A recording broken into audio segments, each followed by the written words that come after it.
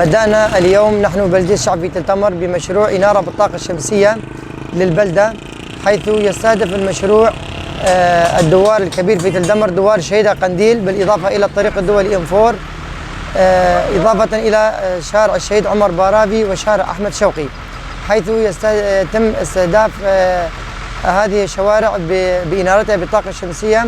عدد اللوحات التي سيتم تركيبها في هذا المشروع يبلغ 116 لمبة تعمل على الطاقة الشمسية، تخزن الطاقة نهارا وتعمل ليلا، تضيء ليلا. تكلفة المشروع $8900.